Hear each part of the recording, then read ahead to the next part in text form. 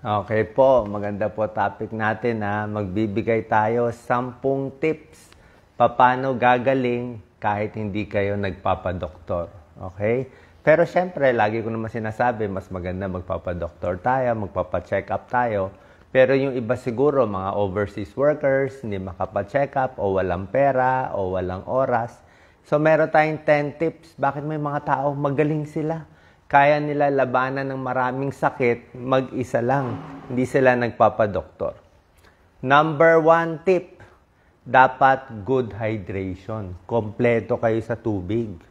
Okay, lagi ko nga sinasabi, inom kayo ng tubig, 8 baso hanggang 10 basong tubig or fluid in a day. Okay, anong ibig sabihin nito? Ibig sabihin, pag kompleto kayo sa tubig, maraming sakit maiiwasan, maraming sakit gagaling kayo. Lalo na pagising sa umaga, 'di ba? Turo ko sa inyo, 1 baso, 2 baso maligamgam na tubig. Pag kompleto tubig mo, gagaling yung mga kidney stone, yung mga konting bato sa bato, pwede matanggal. Yung kahit yung mga UTI, urinary tract infection, 'di ba? Binabalisaw-saw tayo. Minsan na yung mga mild na UTI, inuman mo lang 2 basong tubig, matatanggal na UTI mo. Nakukuha rin ng tubig yan. Yung mga may ulcer, hindi naman talaga ulcer, mga gastritis, mga GERD, nangangasimang sikmura, tubig lang, pakonti-konti, every 15 minutes, mababawasan yung acid. So, basta good hydration, 8 to 10 glasses, of fluid or water. Pwede tubig, mas maganda. Pero kung gusto mo buko juice, gusto mo sabaw, pwede rin naman. Gusto mo soft drinks, hindi healthy ang soft drink. Basta fluid or liquid in a day. So, good hydration, maraming sakit gagaling. Yung mga nilalagnat, taas ang lagnat mo, anong gamot yan, di ba? Yung iba, paracetamol, pwede, pero tubig din yan eh. Pag nilalagnat ka, inuman mo ng maraming tubig. Pag inom mo ng tubig, pag ihi mo, mainit. Tapos bawat ihi mo, bababa ang temperature. Yung mga nag-LBM, nagda-diarrhea, ano bang gamot dyan? Tubig din, di ba? Tubig, may asin, asukal, konti, oral rehydrating solution, water pa rin. Maraming sakit gagaling. Baka hindi kayo gumagaling, tubig lang nakalimutan nyo. Ha? Simpleng-simple. Lalo na yung mga hot water, masakit ang tiyan, nag-i-spasm, hot water gawin nyo. Number 2, para gumaling sa sakit at makaiwas sa sakit. Number 2, simpleng-simple, maligo. Ligo lang araw-araw, alam nyo, simple lang. Ligo, hilamos lang araw-araw, 2 times a day, maghugas ng kamay palagi bago kumain. Ang daming sakit mapapagaling. Ligo, siyempre lahat ng mga infection matatanggal, 'di ba? Kung nahawa kayo sa trabaho, merong may sore eyes sa trabaho, merong umuubo, may pulmonya, may trangkaso, paano? Ligo ka, hugas kamay, makakaiwas ka. Hilamos, very important ha. Pwede kang magkaroon ng mga kuliti.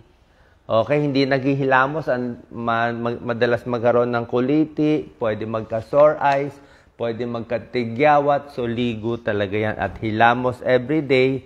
Cleanliness is next to godliness.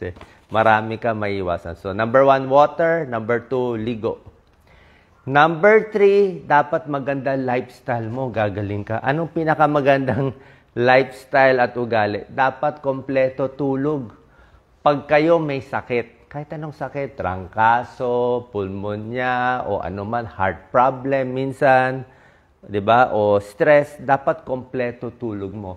Pag natulog kayo ng 8 oras, 9 na oras, buong araw, itulog mo na itulog, maraming sakit gagaling. Yung iba, kompleto tulog, nawawala na yung mga back pain. Okay? Sakit sa likod, sakit sa katawan, yung mga arthritis. Bakit? Pag natutulog tayo, doon naghihilom yung katawan natin. Doon naghihilom yung mga sakit sa likod, doon naghihilom yung katawan, yung puso, pati yung immune system lumalakas sa tulog. Okay? Tapos, syempre, habang healthy, dapat hindi tayo overweight at kompleto sa exercise. Di ba? Ibig sabihin, fit tayo. So, exercise is lakad-lakad. Ang gaano karaming lakad. Sa senior, sabi ko nga, mga 4,500 steps in a day, pwede na yan. Kung 3,000 steps lang kaya mo, pwede na yan. Kaysa wala, 3,000, 5,000 steps in a day. Yung sinasabing 10,000 steps, siguro pang bata lang yun, di ba? Pero kung hindi nyo mahabol yung 10,000, okay lang. Medyo may edad, 4,000 to 5,000 a day, steps in a day, pwede na. So, kompletong tulog, healthy lifestyle, may exercise, gagaling din sa sakit. Number 4, ito, syempre pinakamahalaga to, healthy foods. Diba? Common sense eh. Pag healthy ang kinakain mo, palagay natin, kumakain ka ng saging, diba? Saging may potassium, diba? Napakaganda yan. Carbohydrate, kumakain ka ng gulay, iwas cancer ka dyan. Diba? Kahit yung mga mani, basta wag lang mahal at mamantika. Yung buto ng kalabasa, ang ginawa kong video, buto ng kalabasa, ang taas na sa magnesium. So yan, yung mga healthy gulay, isda, saging, mansanas, mataas ang fiber ng apple. Lahat yan very healthy. Mga vitamin C, dalandan, lemon, calamansi, orange, di ba? Lahat po yan, very healthy and right foods, gagaling din sa sakit. Yung mahilig sa sukang puti, okay din. Apple cider vinegar, pwede rin yan. May pag-aaral nga sa apple cider vinegar, medyo bababa ang timbang at medyo bababa din yung blood sugar. May konting pag-aaral yun. So yan healthy foods, gagaling din sakit kahit hindi nagpapadoktor. Number 5, yung iba, syempre, gumagamit ng over-the-counter medicine. Wala namang masama sa over-the-counter eh. Palagay natin, may allergy ka. O, uminom ka ng anti-allergy. O, gagaling ka na. Meron kang ubo, konting ubo. Uminom ka ng cough syrup. O kaya may konting sakit, konting pain reliever, mga pamahid. Okay lang naman yon. Yung mga over-the-counter na nabibili natin, lalo na kung marunong ka ng first aid, kusa ka nang gagaling. Kaya mo na gumaling. May konting lagnat, konting sipon, konting trangkaso, paracetamol, tubig, marami, fluids, tulog, pahinga, gagaling din naman yun eh. Okay?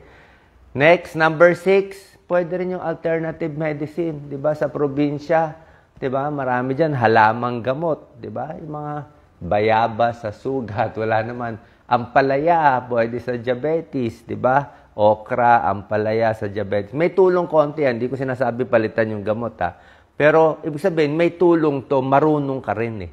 Marunong ka sa mga gandang halamang gamot, marunong ka sa over-the-counter medicine, marunong ka sa first aid, pwede na yun. Number 7, paano gumagaling din? Positive thinking. Okay, positive thinking, pagdarasal, may tulong yan. Kasi, pag iniisip mo, gagaling ka, maganda pananaw mo, mas gagaling ka eh. Pag iniisip mo, malakas katawan ko, manglalabanan ko to, marami pa ako gagawin sa buhay ko. Pag ganun ang isip mo, mas gumagaling. For example, cancer patient. Cancer, sabi mo, cancer doc, mahirap yan. Siyempre, cancer, kailangan magpapacheck tayo sa doktor. Pero, yung cancer patient na mahina ang loob, kinumpara nila, isang grupo ng cancer patient, puro mahina ang loob. Tapos yung isang grupo ng cancer patient, puro matatapang, gusto pa mabuhay, lumalaban. Yung grupo ng cancer patients na gusto pa mabuhay at lumalaban, mas mahaba ang buhay nila. Longer life. Pero yung mga cancer patient na malungkot na, depressed na, nagka-cancer na depressed, na stroke na depressed, mas umiikli ang buhay. So, positive thinking, pananaw ng tao, napakahalaga. Kasi, pag gusto mo pa talaga mabuhay at humaba ang buhay, yung katawan mo susunod eh. Susunod siya. The body will follow. Pipilitin ng katawan, kailangan ko gawin to. Utos ng utak eh. Pero kung isip na wala na akong silbi dito, wala nang purpose, lalo siya manghihina. Okay? Number 8, yung previous experience mo sa sakit, malaking bagay. Anong ibig sabihin dito? Sanay ka na dun sa sakit. For example, dati, nagka-stiff neck ka, marunong ka na paano ayusin, di ba? May massage. O, di ba? O, na-frozen shoulder ka, sinusunod mo yung mga tips natin. Paano inayos frozen yung sumakit ng likod. Nakuha nyo yung mga stretching, yung mga massage. O dati, nagkaroon kayo ng pilay, natuto ka na paano pagalingin yung pilay, cold compress, hot compress. Yung dating experience mo, makakatulong yan na kaya mo na gamutin sarili mo. Panic attack, okay? Nervyos ka, panic attack. Unang panic attack mo, natatakot ka, nagpa-check ka pa sa doktor. Pero pag umulit-ulit yung panic attack, medyo sanay ka na eh. Hindi mo na kailangan magpa-check. Alam mo na anong gagawin eh, di ba? Kalmado lang, panoorin mo lang yung video ni Doc Willie sa mga panic attack and nervyos, usually gagaling ka na. Number 9, paano gagaling ng hindi nagpapadoktor? Immune system. Okay. Pag malakas ang immune system mo, tulad na sinabi ko, yung healthy foods, sapat na tulog, 'di ba? Maraming tubig, 'di ba? Pampalakas ng immune system 'yan. Ligo ka, konti lang yung mga bakterya, magandang lifestyle, may exercise. Hindi ka overweight, lalakas ang immune system mo. Maraming vitamin C, rich foods, gagaling ang katawan mo. Meron kang self-healing. Ibig sabihin, kahit naulanan ka minsan, kaya mo. Kahit meron ka nakausap na may bakterya, na may trangkaso, hindi ka mahahawa. Kasi malakas immune system mo eh. Mabilis ka makarecover. Diba? Fit na fit ka. So, pag malakas immune system mo, kompleto ka sa vitamina, mineral, mas kakayanin mo ang sakit. Diba? Number 10. Bakit may taong gumagaling, di nagpapadoktor? Number 10, pwedeng self-limiting illness. Ano tinatawag na self-limiting illness? Alam natin to. May mga sakit na hindi ganun kalala, kusang gumagaling. Kahit hindi magpa-doktor. Tulad ng sipon. O, di ba? Sinisipon kayo, 2 araw, 3 araw, tapos gagaling naman. Trangkaso. Di ba? Flu. Lalagnatin ka 2 araw, 4 na araw, gagaling din naman. LBM, nagtatae. O, basta pa nagtatae ka, iinom ka lang ng mga oral rehydrating solution, tubig, juice, tapos pwede ka nung saging, diba? Yung brat diet, pang LBM yan, banana, rice, apple, tea. So, pag marunong ka mag-home remedy sa LBM, gagaling ka na rin.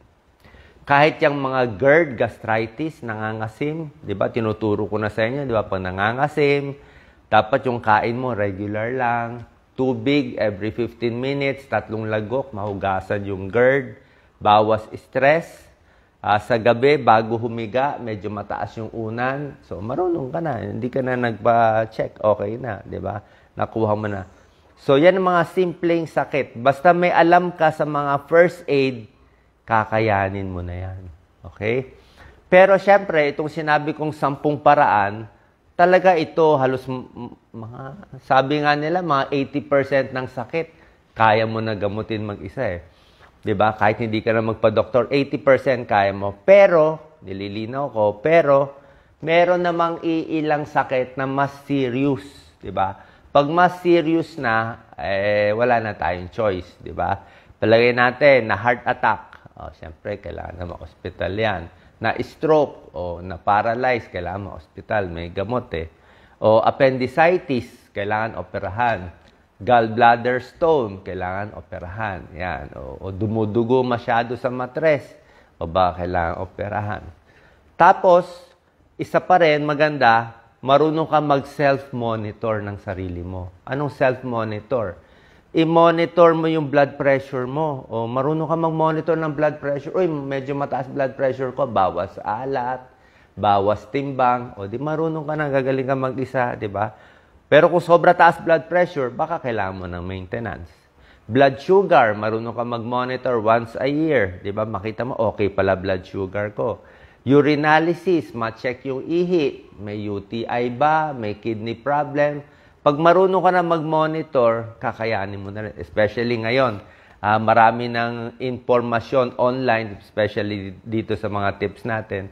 So, 80% ng mga sakit, kaya mo to mapagaling sa tamang kaalaman kahit hindi nagpapadoktor. Pero syempre, pag serious disease, gusto mo makasigurado, may pera ka naman, may oras ka naman, mas maganda pa rin yung check-up. Merong mga maintenance na gamot, napakahalaga din ito at regular check-up para makaiwas lang sa mga serious disease. Okay? So, final words natin, tandaan nyo sapat na tubig, ligo palagi, tulog mahaba, positive thinking, healthy foods, palakasin ng immune system, positive thinking, and prayer. Lahat ito makakatulong para gumaling sa sakit. Good luck po. Salamat po.